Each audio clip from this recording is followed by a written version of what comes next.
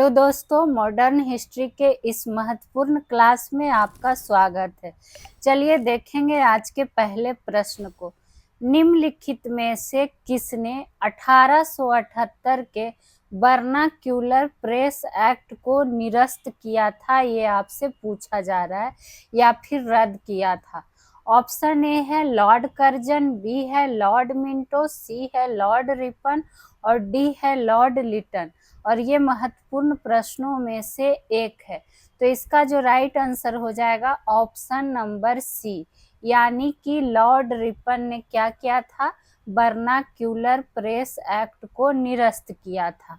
और ये ईस्वी भी आपको ध्यान रखना है 1878।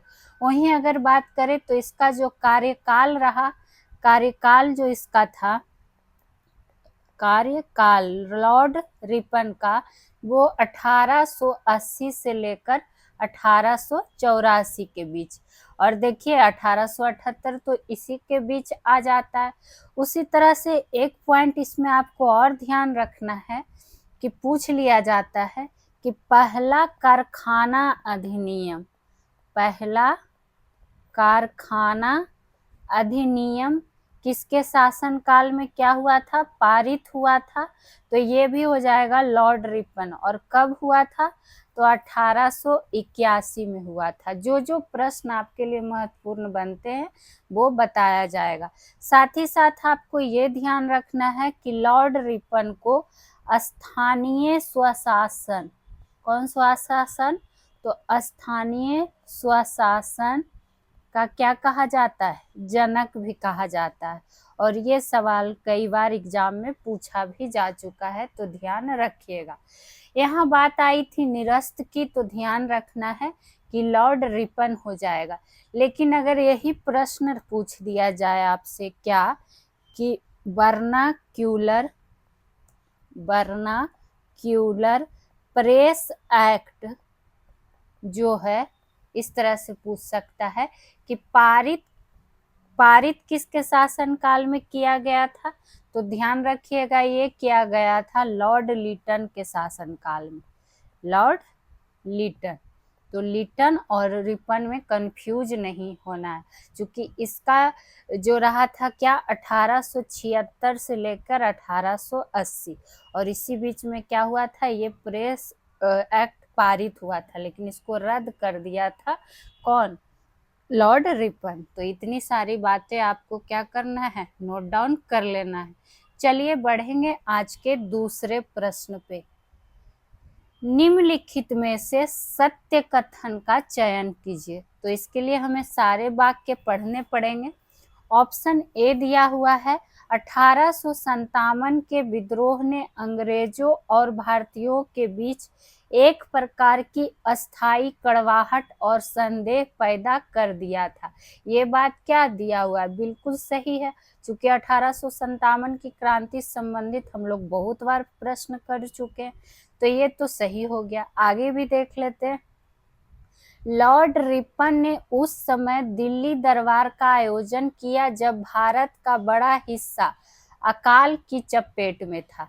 तो ये क्या है, ये गलत दिया हुआ है। क्यों गलत दिया हुआ है, क्योंकि यहाँ पे लॉर्ड रिपन नहीं बल्कि क्या होना चाहिए था, लॉर्ड रिटन, लॉर्ड लिटन। ठीक, आज देखिए फिर से रिपन लिटन में आ गया क्वेश्चन। तो ध्यान रखिएगा कि लॉर्ड लिटन ने दिल्ली दरबार का आयोजन किया जब भारत का बड़ा हिस्सा क्या हो रहा था, अकाल की चपेट से जूझ रहा था। तो इसलिए ये सेंटेंस क्या हुआ, गलत हो गया, हमसे सही पूछा जा रहा था। आगे की सेंटेंस देखते हैं। ए ओ ह्यूम 1885 में कांग्रेस के पहले अध्यक्ष निर्वाचित हुए थे। तो बताइए, सब आप लोग को कितना बार डिटेल में पढ़ा चुके हैं।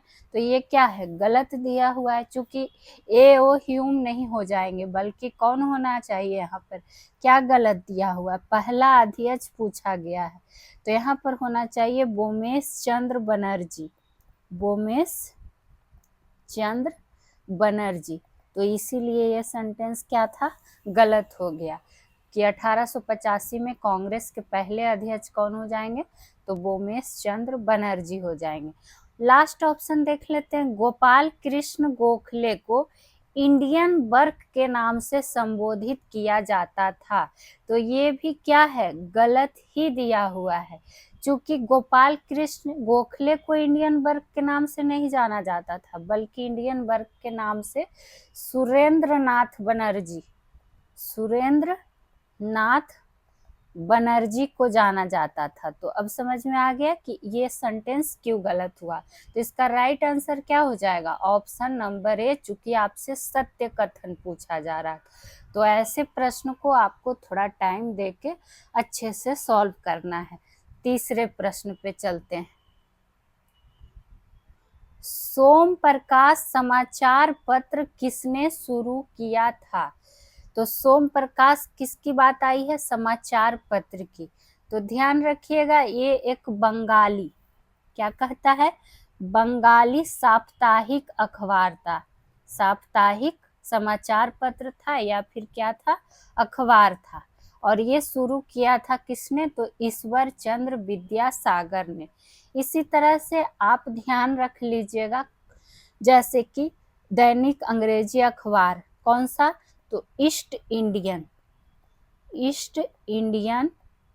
दैनिक अंग्रेजी अखबार, दैनिक अंग्रेजी अखबार की बात करें कि पूछ देगा कि इसकी शुरुआत किसने की थी, तो ध्यान रखिएगा हेनरी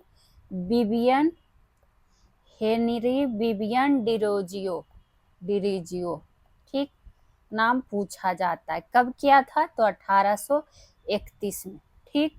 उसी तरह से आपको पता होना चाहिए, क्या कहता है, एक ध्यान रखिएगा बंगदूत करके, जो कि साप्ताहिक पत्रिका थी। और बंगदूत की अगर हम बात करें तो ये इसकी शुरुआत जो है राजा राम मोहन राय और द्वारकानाथ टैगोर ने किया था। ये पूछ सकता है प्रश्न, द्वारकानाथ टैगोर ने किया था। और ये कब किया था, तो 1822 में, ठीक। और एक लास्ट काफी बार एग्जाम में रिपीट होता है, मूक नायक। कौन नायक, कि मूक नायक, जो कि क्या कहता है, ये अंबेडकर जी द्वारा, बी आर अम्बेडकर द्वारा स्थापित क्या था, पहला समाचार पत्र था। तो ये सब इम्पोर्टेंट टर्म में आते हैं, नोट डाउन कर लिया कीजिए। आगे की प्रश्न को देख लेते हैं। निम्नलिखित में से बंगाल के नवाबों के शासन काल का सही कालक्रम आपको दर्शाना है। तो इसके लिए हमें इसका वर्ष पता होना चाहिए, ठीक है। तो ऑप्शन ए देख लेते हैं, मुर्शिद कुली खां। तो मुर्शिद कुली खां की अगर हम बात करें तो चलिए यहाँ पर लिखते हुए चलेंगे, मुर्शिद कुली खां का शासन काल की अगर बात करें तो ध्यान रखना है 1717 ईस्वी से 1727 ईस्वी, ठीक।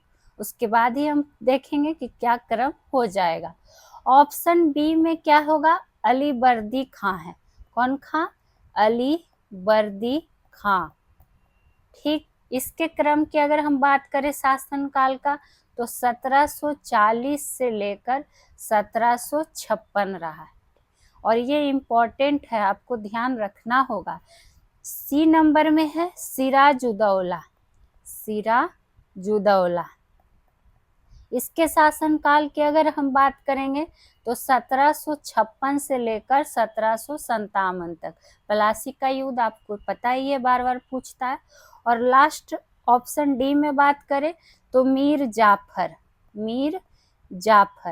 ठीक।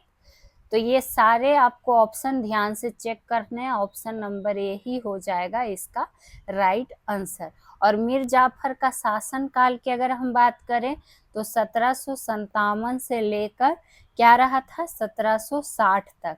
तो देख लीजिए क्रम ए बी सी डी हो गया और पहला नंबर ही ऑप्शन इसका राइट आंसर हो जाएगा। आगे का अगर आप लिखना चाहें तो मीर जाफर के बाद आप मीर कासिम को ध्यान रख सकते हैं। मीर कासिम जिसका शासन काल रहा था 1760 से लेकर 1763 ईस्वी तक, ठीक। और लास्ट एक लिख लीजिएगा मीर जाफ, क्या कहता है, हाँ उसका तो बता ही चुके। तो मीर जाफर को दोबारा आपको पता होगा, ये सब तो पढ़ा ही चुके। फिर से इसका शासनकाल कब रहा था, तो 1763 से 1765 तक। तो ये सारे इम्पोर्टेंट चीज आपको ध्यान होना चाहिए। आगे के प्रश्न पर बढ़ेंगे। कथन वाले प्रश्न काफी महत्वपूर्ण होते हैं। सहायक संधि के संदर्भ में निम्नलिखित में से असत्य कथन का चयन कीजिए। इस बार आपसे गलत पूछा जा रहा है कि कौन सा। और सहायक संधि से संबंधित प्रश्न हम लोग कई बार पढ़ चुके हैं, लेकिन इसका हमें गलत कथन चुनना है। तो देख लेते हैं क्या है गलत। ऑप्शन नंबर ए है, सहायक संधि को स्वीकारने वाली रियासतों को अपनी स्वतंत्र सेनाएं रखने का अधिकार प्रदान किया गया था। तो ये सेंटेंस क्या है, ये गलत दिया हुआ है और हमसे गलत ही पूछा जा रहा है। तो ऑप्शन नंबर ए हो गया इसका राइट आंसर। ठीक, वहीं अगर सहायक संधि की बात आती है, बाकी आप लोग ये BCD ऑप्शन भी चेक कर लीजिएगा।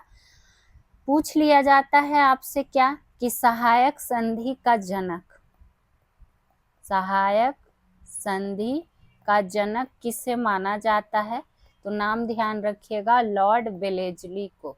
किसको, लॉर्ड वेलेस्ली को।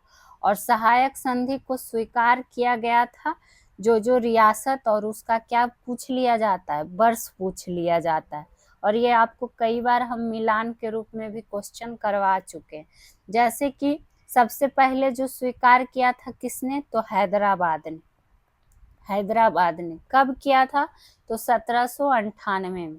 ठीक, उसी तरह से आपसे पूछ सकता है कि मैसूर ने कब किया था, तो 1799 में। और क्या कहता है, किसका पूछ लिया जाता है, जिसका ज्यादा पूछा जाता है उसको ध्यान रखिएगा। अवध का ध्यान रखिएगा कि अवध का कब हो जाएगा, तो 1801 में। मिलान के रूप में काफी बार दे दिया जाता है। ठीक, वहीं बरार के भोसले ने कब स्वीकार किया था, तो बरार के भोसले ने सहायक संधि को 1803 में स्वीकार किया था।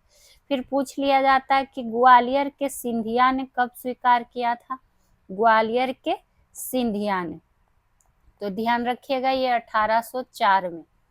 चलिए आगे की प्रश्न को देखते हैं। छठा नंबर प्रश्न, और बार बार बोल रहे हैं एक एक प्रश्न मॉडर्न हिस्ट्री का महत्वपूर्ण है, तो लास्ट तक क्लास को देखा करें। निम्नलिखित में से किसके कार्यकाल में भारतीय सिविल सेवा की आयु सबसे कम की गई थी, पूछा जा रहा है। तो किसके शासनकाल में, ध्यान रखिएगा ये लॉर्ड लिटन। फिर से देखिए आज लिटन से कितनी सारी प्रश्न हम लोग जान चुके हैं।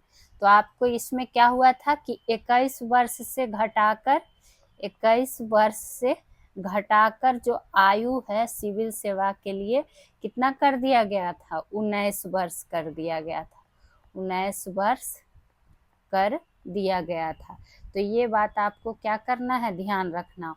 और लॉर्ड लिटन का शासनकाल जो रहा था 1876 से 1880 के बीच, ये भारत का वायसराय के रूप में कार्य किया था। ठीक, ये बात आपको पता होना चाहिए। और ये जो 21 वर्ष से घटाकर आयु 19 वर्ष कर दिया गया था, ये कब हुआ था, तो 1877 में। तो ये सब छोटी छोटी बात है लेकिन महत्वपूर्ण है। बढ़ते हैं अगले प्रश्न की ओर। गदर पार्टी की स्थापना कहाँ हुई थी, पूछा जा रहा है। तो ध्यान रखिएगा गदर पार्टी की जो स्थापना हुई थी वो संयुक्त राज्य अमेरिका में हुई थी। और कब हुई थी, तो हुई थी 15 जुलाई, डेट भी पूछ लिया जाता है, 1913 को। कब, तो 15 जुलाई 1913 को। हालांकि अगर बात करें तो गदर पार्टी का शुरू में, यानी कि शुरुआत में अगर बात करें तो इसका नाम क्या दिया गया था, ये भी आपसे पूछ सकता है। ठीक, तो ध्यान रखिएगा पैसिफिक, चूंकि क्वेश्चन डिटेलिंग से पूछता है अंदर से एकदम, Pacific coast Hindustan association, Hindustan association. तो ये गदर पार्टी का शुरुआत में नाम दिया गया था। तो ये आपसे पूछ सकता है। ठीक, वहीं अगर बात करें इसमें तो आपको और क्या ध्यान रख लेना है, जैसे कि अगर पूछ ले कि क्या कहता है, काफी बार पूछ लिया जाता है कि लाला हरदयाल का नाम जुड़ा हुआ है इससे। लाला हरदयाल किससे, तो गदर पार्टी से ही संबंधित हो जाएंगे। ठीक, चलिए आगे के प्रश्न को देख लेते हैं। हाँ, आपके लिए यहाँ पर एक प्रश्न रहेगा कि सोहन सिंह भखना, सोहन सिंह, क्या नाम था उनका, सोहन सिंह भखना का नाम जब आता है तो ये आपको बताना है कि ये गदर पार्टी के क्या थे, किस चीज से ये संबंधित थे। आगे के प्रश्न को देखेंगे। और ये रहा चैनल से संबंधित जानकारी। तो जो भी बिहार शिक्षक भर्ती की तैयारी कर रहे होंगे वो इसको देख लेंगे। और जो प्लीज़ अगर आपको क्लास अच्छी लगे तो सॉल्यूशन बाय पीजे सब्सक्राइब कर लीजिएगा। साथ ही साथ एक कमेंट जरूर किया करें कि आपको क्लास कैसी लगती है, या कोई सुझाव हो तो दिया करें। और लाइक शेयर तो करते ही चलें। चलिए बढ़ेंगे अगले प्रश्न पे। ब्रिटिश भारत की राजधानी कलकत्ता से दिल्ली कब हस्तांतरित कर दी गई, तो ध्यान रखिएगा ये कब कर दी गई थी, 1911, option number D. Exact date ध्यान रखना है तो 12 दिसंबर 1911 को क्या हुआ था, कलकत्ता से दिल्ली हस्तांतरित कर दिया गया। किसके शासनकाल में हुआ था ये पूछा जाता है, तो ये लॉर्ड हार्डिंग द्वितीय के शासनकाल में। चूंकि ये 1911 की घटना है और इसका जो शासन काल रहा था लॉर्ड हार्डिंग द्वितीय का, तो ये 1910 से लेकर 1916 तक रहा था। तो 1911 इसी के बीच में आ जाता है। तो ये भी आपसे प्रश्न कई बार पूछ लिया जाता है।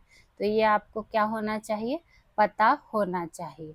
ठीक, दिल्ली दरबार के दौरान जो भारत के तत्कालीन शासक थे जॉर्ज बी ने, वो क्या किए थे, क्वीन मैरी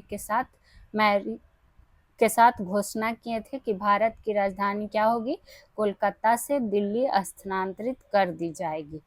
आगे बढ़ते हैं 9वें नंबर प्रश्न पे। और आज है मॉडर्न हिस्ट्री का क्लास। इसी तरह से रेगुलर आपको हर विषय के क्लास दिए जा रहे हैं।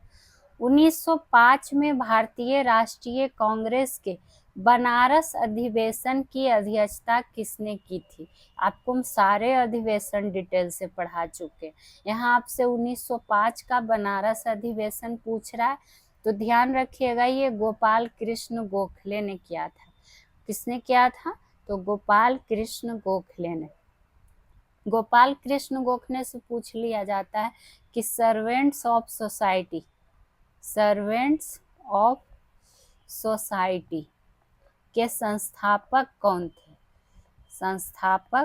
कौन थे, तो कौन हो जाएंगे, गोपाल कृष्ण गोखले जी। वहीं पूछ लिया जाता है महात्मा गांधी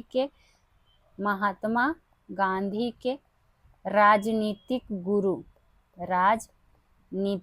गुरु कौन थे, तब भी कौन हो जाएंगे, गोपाल कृष्ण गोखले जी। वही 1905 का तो ध्यान रखना है, साथ ही साथ 1906 वाला ध्यान रखिएगा जो कि कलकत्ता में हुआ था। और इसके अध्यक्षता किसने किया था, तो दादा भाई नरौजी ने। ठीक, उसी तरह 1907 भी इम्पोर्टेंट है, चूंकि सूरत अधिवेशन ये आपके लिए इम्पोर्टेंट है। और इसका अध्यक्षता किसने किया था, रास बिहारी घोष ने। और 1908 वाला का भी अगर हम बात करें तो ये कहाँ हुआ था, मद्रास में। और इसकी भी अध्यक्षता किसने किया था, तो रास बिहारी घोष ने ही। तो ये चारों ईस्वी जो हैं आपको ध्यान में होना चाहिए, एग्जाम में रिपीट होते रहते हैं। आगे की प्रश्न को देखते हैं। 10वां नंबर प्रश्न, कैबिनेट मिशन योजना के संबंध में निम्न कथनों पर विचार कीजिए कि कौन सा असत्य है। गलत हमें देखना है, तो बारी बारी से सारे को पढ़ना होगा। ए में है जनवरी 1946 ईस्वी में कैबिनेट मिशन भारत पहुंचा। तो ये बात क्या है, बिल्कुल गलत दिया हुआ है। अब जिसको देखिए अच्छे से पता नहीं रहेगा वो सीधे 1946 देखेगा और क्या कर देगा, इसको सही कर देगा, जबकि हमें एग्जैक्ट डेट पता होना चाहिए। यहाँ क्या दिया हुआ है, जनवरी, जबकि यहाँ पर होना क्या चाहिए था, 24 मार्च 1946 में कैबिनेट मिशन क्या हुआ था, भारत पहुंचा था। तो एक नंबर क्या हो गया, गलत हो गया। तो देखिए एक कहाँ कहाँ है, ए में है, सी में है और डी में है, यानी बी ऑप्शन तो फटाक से क्या हो गया, कट हो गया, ये तो नहीं होगा। अब आगे पढ़ते हैं। कैबिनेट मिशन ने पाकिस्तान की मांग को क्या किया था, अस्वीकृत कर दिया था। तो ये बात क्या है, बिल्कुल सही है, हमसे सही नहीं पूछा जा रहा है बल्कि गलत पूछा जा रहा है। ठीक, यानी कि जिसमें 2 रहेगा वो इसका आंसर नहीं है। तो देखिए बी में भी 2 शामिल है और ए में भी 2 शामिल है, तो इस तरह से बी ऑप्शन भी खत्म, ए ऑप्शन भी। तो एक चीज पता हो गया कि ऑप्शन नंबर सी ही होगा इसका राइट आंसर। तीसरा नंबर भी पढ़ लेते हैं। केंद्रीय विषयों सहित अन्य सभी मामलों में प्रांतों को आंशिक स्वायत्तता क्या होगी, प्राप्त होगी। ये बात क्या है, गलत दिया हुआ है। तो गलत जब दिया हुआ है तो 1 और 3 क्या हो गया, गलत हो गया। ठीक, आपसे कई बार प्रश्न पूछ लिया जाता है कि कैबिनेट मिशन के जो सदस्य थे उसका नाम पूछ लिया जाता है, तो नाम जरूर ध्यान रखिएगा कौन कौन थे। तो स्टेफोर्ड क्रिप्स हो जा, इस तरह से पूछ सकता है कि इनमें से कौन शामिल नहीं थे। तो पहले आपको पता है होना चाहिए कि कौन कौन शामिल थे। ए बी अलेक्जेंडर, एक और कौन थे, तो पैथिक लॉरेंस, ये तीनों सदस्य इसमें क्या थे, शामिल थे। चलिए आगे के प्रश्न को देखते हैं। तृतीय गोलमेज सम्मेलन का आयोजन कब किया गया, तृतीय का पूछा जा रहा है। तो ध्यान रखिएगा ये 1932 में हुआ था। तो देखिए 1932 तो 3 ऑप्शन में मौजूद है, तो महीना क्या होगा, नवंबर 1932। ठीक, ये बात आपको पता होना चाहिए। कहाँ आयोजित किया गया था, तो लंदन में। कहाँ, तो लंदन में आयोजित किया गया था। ठीक, और कई बार प्रश्न आपसे ये पूछ लिया जाता है कि किस गोलमेज सम्मेलन में महात्मा गांधी जी ने क्या लिया था, भाग लिया था। तो ध्यान रखिएगा महात्मा गांधी जी ने द्वितीय गोलमेज सम्मेलन में, किसमें, द्वितीय गोलमेज सम्मेलन में क्या किया था, भाग लिया था। ये कई बार प्रश्न पूछा भी जा चुका है। हालांकि जो B.R. अम्बेडकर यानी कि B.R. अम्बेडकर जी, भीमराव अम्बेडकर जो थे, उन्होंने तीनों गोलमेज सम्मेलन में भाग लिया था। तो ये भी पूछता है कि तीनों में किसने भाग लिया था और केवल दूसरे में किसने भाग लिया था। ठीक, तो ये बात आपको पता होनी चाहिए। 12 नंबर पे चलते हैं और देखिए आपको एक एक प्रश्न का निचोड़ दिया जा रहा है, तो प्लीज कमेंट जरूर किया करें। निम्नलिखित में से सेंट्रल लेजिस्लेटिव असेंबली पर बम किसने फेंका था। तो ये बम जो फेंका था बटुकेश्वर दत्त और भगत सिंह ने फेंका था। ठीक, कई बार पूछा हुआ प्रश्न है। और ऐसा नहीं है कि आपको सिर्फ ये बिहार शिक्षक भर्ती में पूछेगा, बिहार के किसी भी एग्जाम में आपसे पूछेगा। तो जीके जीएस आप किसी भी एग्जाम की तैयारी कर रहे हैं तो जुड़ सकते हैं। वहीं बात करें तो ये क्या कहता है, ध्यान रखिएगा कि ये सब हिंदुस्तान सोशलिस्ट रिपब्लिकन एसोसिएशन के क्या थे, सदस्य थे। और यह घटना जो है कब घटी थी, तो 8 अप्रैल 1929 को घटित हुई थी। ये भी आपसे पूछ लिया जाता है। ठीक, तो आपको पता होना चाहिए। वहीं अगर बात करें तो जैसे कि ध्यान रखिएगा कि राम प्रसाद बिस्मिल, राम प्रसाद बिस्मिल, ये किस कांड से संबंधित हो जाते हैं, पूछ लिया जाता है। तो ये काकोरी षड्यंत्र से संबंधित हो जाते हैं। ठीक, ये भी पूछा जाता है, यहाँ पर याद आया तो बता दिए। 13 नंबर की ओर बढ़ते हैं। यह लीजिए, काकोरी कांड ही आपसे पूछ लिया गया 13 नंबर में। काकोरी कांड के संदर्भ में निम्नलिखित कथनों पर विचार करिए। और यहाँ पूछा जा रहा है कि उपयुक्त में से कौन सा कथन सत्य है। तो सही कथन हमें जानना है। पहला नंबर है 7 अगस्त 1925 को सहारनपुर लखनऊ लाइन पर ट्रेन में लूट की घटना हुई। हालांकि ट्रेन में लूट की घटना तो हुई और 1925 को ही हुई, लेकिन यहाँ क्या दिया है 7 अगस्त, तो ये क्या हो जाएगा, गलत हो जाएगा। तो केवल एक तो क्या हो गया, ऑप्शन कट हो गया। अगर 7 अगस्त की जगह रहता 9 अगस्त, कितना अगस्त, तो 9 अगस्त, तब क्या हो जाता है, ये सेंटेंस सही हो जाता। ठीक, तो देखिए किस तरह से एक छोटा शब्द से भी प्रश्न में आप गलती कर सकते हैं अगर ध्यान से ऑप्शन नहीं पढ़ेंगे तो।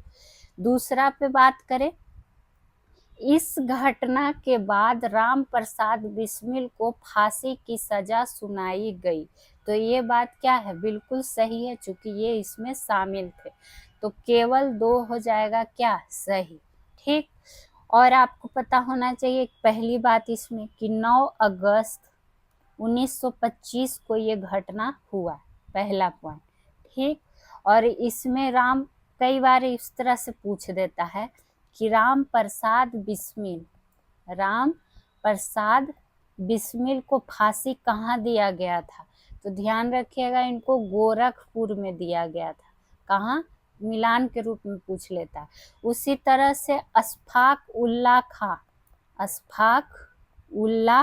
खां, इनको भी फांसी की सजा दी गई थी फैजाबाद में, चूंकि ये सब सारे इसमें शामिल थे। आगे की बात करें, रोशन सिंह को भी दिया गया था फांसी। ये भी पूछ लिया जाता है कि किनको किनको फांसी दिया गया था और कहाँ दिया गया था। तो इनको नैनी में। और राजेंद्र लाहिड़ी, एक नाम और ध्यान रखिएगा, राजेंद्र लाहिड़ी, जिनको फांसी कहाँ दी गई थी, तो गोंडा में। और चंद्रशेखर आजाद क्या हो गए थे, फरार हो गए थे। यानी कि ये सब इम्पोर्टेंट टर्म है, इसको आपको लिख लेना है जरूर। 14 नंबर प्रश्न, और बार बार बोलते हैं ऐसे प्रश्न काफी इम्पोर्टेंट होते हैं। भारत छोड़ो आंदोलन के संदर्भ में निम्नलिखित कथनों पर विचार कीजिए कि कौन सा कथन सत्य है। फिर से सही पूछा जा रहा है तो हमें सेंटेंस तो पढ़ना ही पड़ेगा। पहला है, इस आंदोलन को अगस्त क्रांति के नाम से जाना जाता है। तो ये बात क्या है, बिल्कुल सही है। तो 1 नंबर सही हो गया। तो देखिए एक कहाँ कहाँ आ रहा है, सी में आ रहा है और ए में आ रहा है। ठीक, आगे भी पढ़ लेते हैं। इस आंदोलन की शुरुआत जुलाई 1942 में हुई थी। तो ये बात क्या है, बिल्कुल गलत दिया हुआ है, क्योंकि आपको अच्छे से पता है कि भारत छोड़ो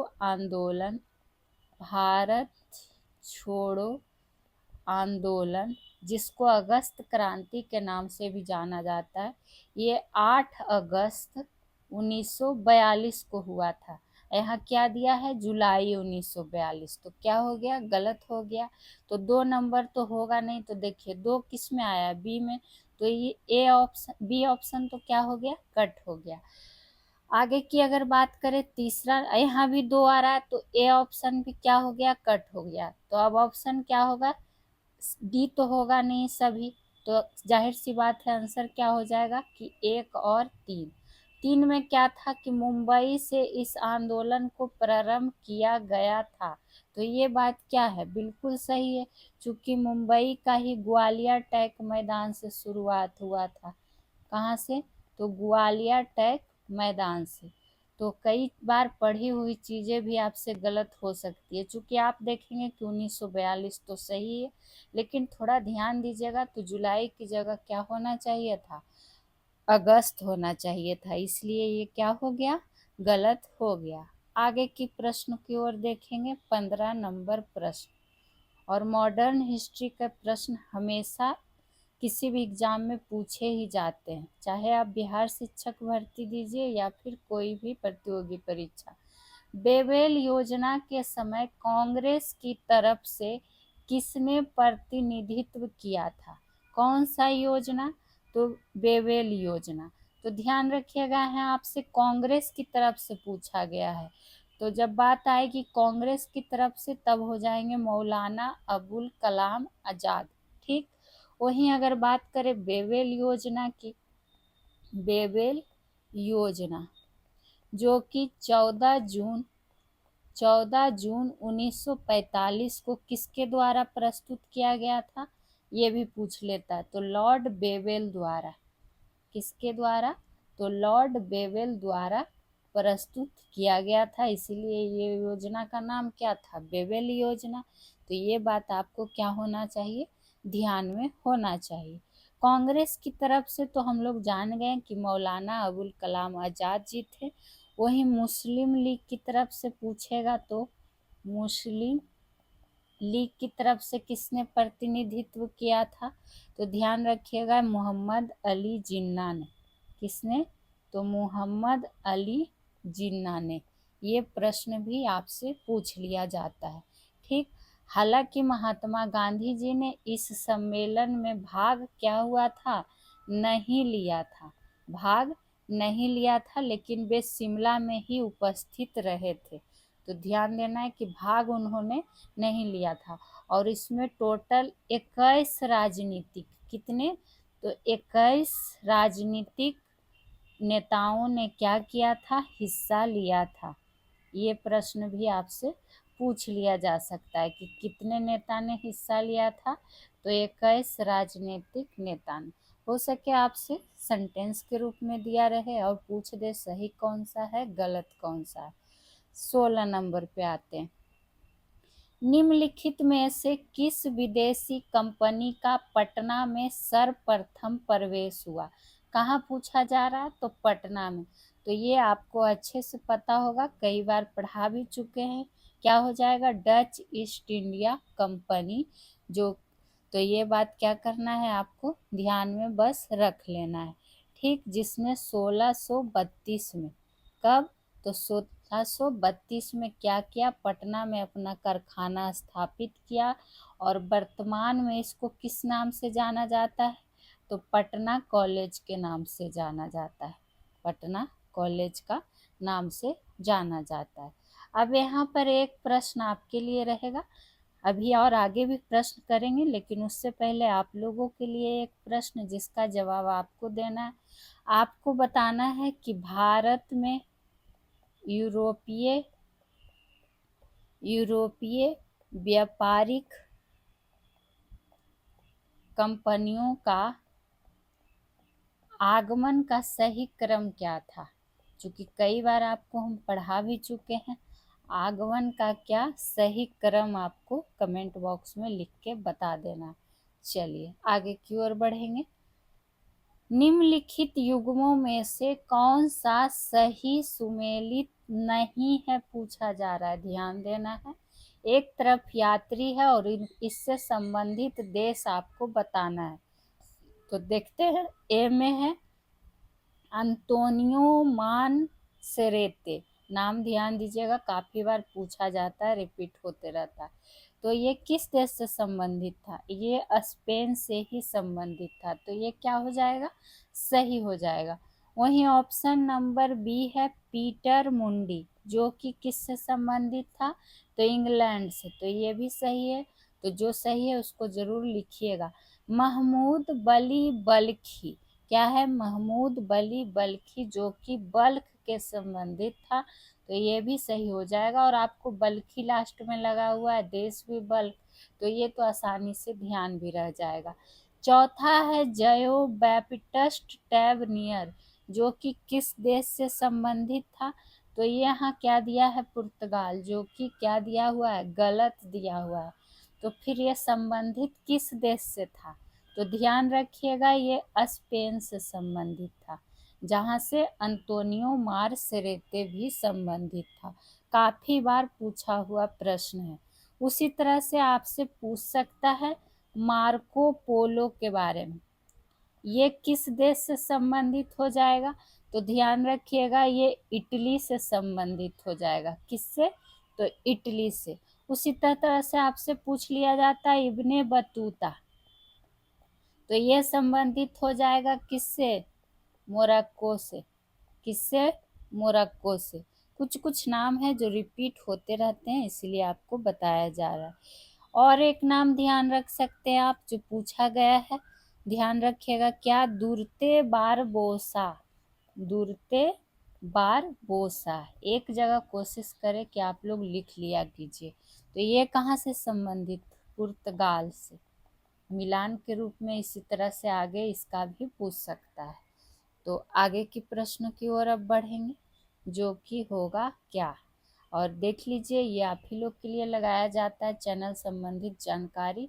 तो जो भी बिहार शिक्षक भर्ती की तैयारी में लगे हैं वो जुड़ जाएं। सॉल्यूशन बाय पीजे सब्सक्राइब कर लीजिएगा।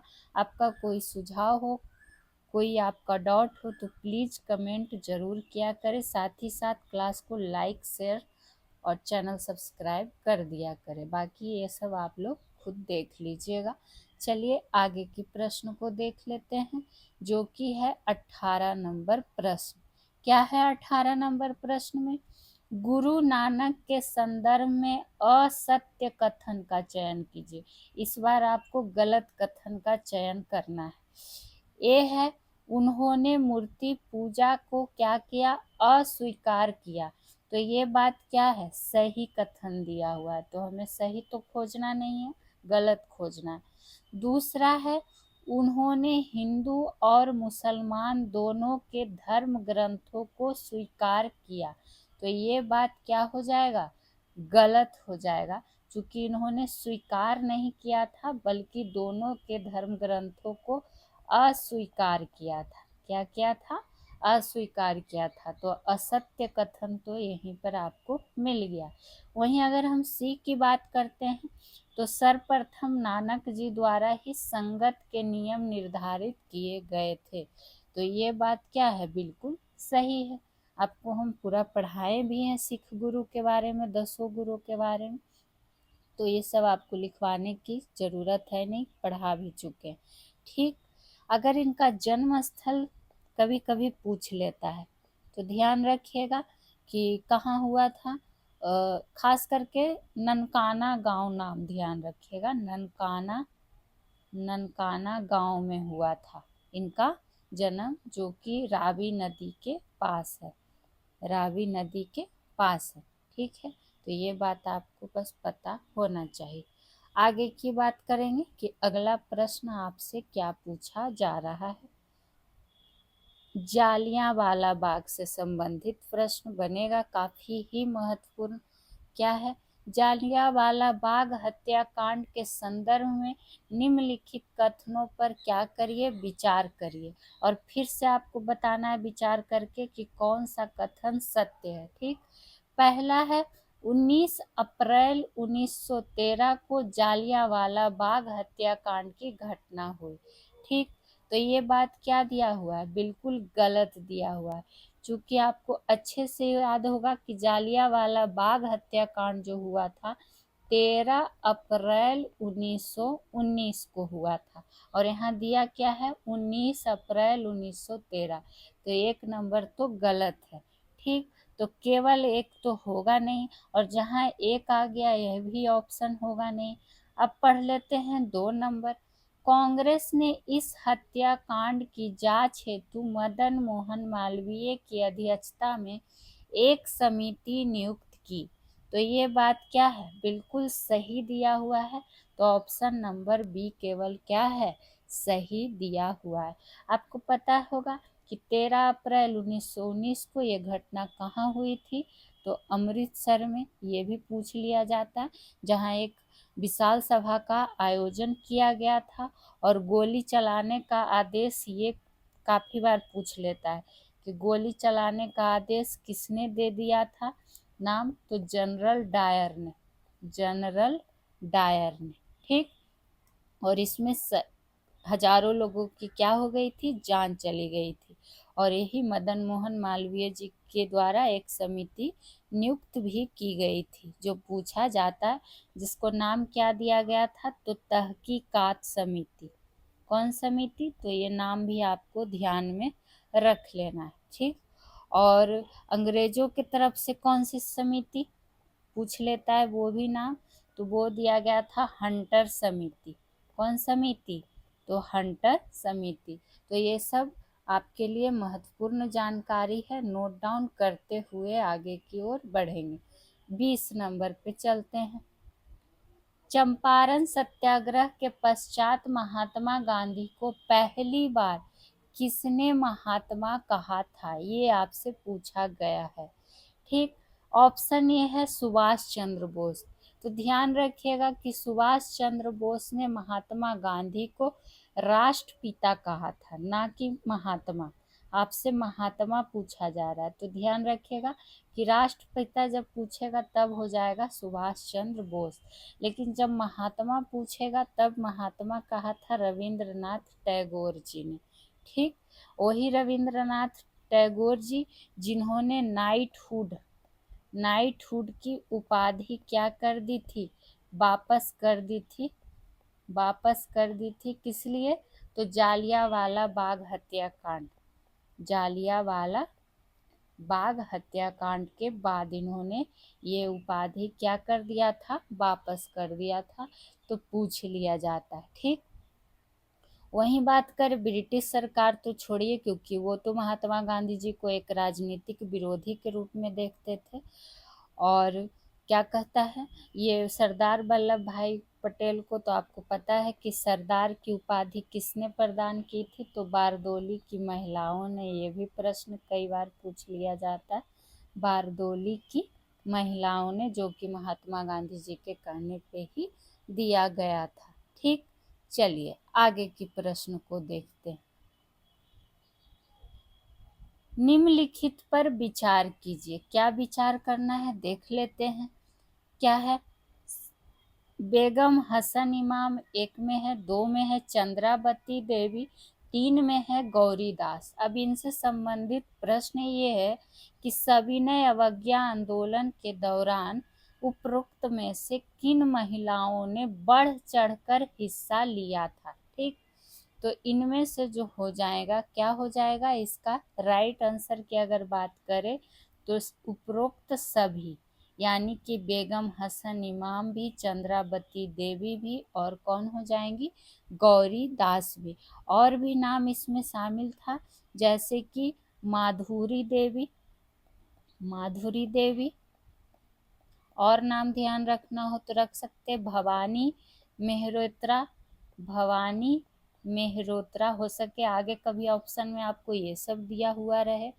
फिर ध्यान रखिएगा राम किशोर देवी, राम किशोर देवी, ये जो थी, ये सब क्या थी, इसमें बढ़ चढ़कर इन्होंने क्या किया था, हिस्सा लिया गया था। और सविनय अवज्ञा आंदोलन किनके द्वारा शुरुआत किया गया था, तो महात्मा गांधी जी के द्वारा शुरुआत किया गया था, ठीक। और इसकी अगर हम शुरुआत की बात करें, सविनय अवज्ञा आंदोलन की शुरुआत की, तो आपको पता है कि 12 मार्च 1930 को इसकी शुरुआत गांधी के प्रसिद्ध डांडी मार्च से शुरू हुई थी। कहाँ से, तो डांडी मार्च से शुरू हुआ था।